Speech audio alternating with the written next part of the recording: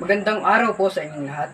Lalong-lalo na po kay Ginang Cheryl Ilustina. Ako nga po pala si Kian Cedric Ericalde, nagmula sa Grade 9 University, sa pangangalaga ni Ginang Marjorie E. Mulawig. Ako po ay nagpapasalamat sa pagkakataong ito upang makapagtalumpati tungkol sa isang mahalagang issue sa ating ekonomiya, ang pamilihang monopolyo.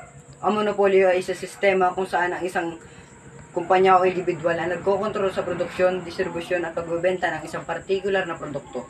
Ano nga ba ang monopolyo? Ang monopolyo ay isang sitwasyon kung saan ang isang entidad ay nagkokontrol sa hampas ng isang partikular na merkado.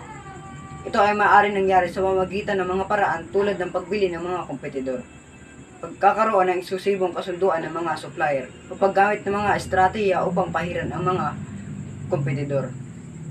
Ito ang mga epekto ng monopolyo sa ating ekonomiya. Mga epekto ng monopolyo. Ang monopolyo ay nagdudulot ng maraming negatibong epekto sa ating ekonomiya.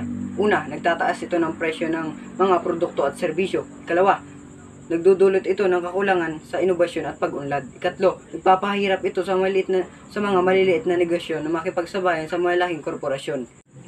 Ang mga consumer din ang nagiging biktima ng monopolyo dahil sila ay napilitang bumili ng mga produkto at serbisyo sa mataas na presyo.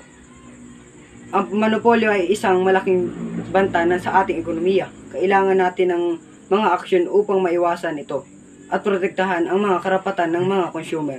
Kung tayo ay magkakaisa, makakamit natin ang isang malusog na ekonomiya na may competition at pagpapalakas sa mga maliit na negosyo.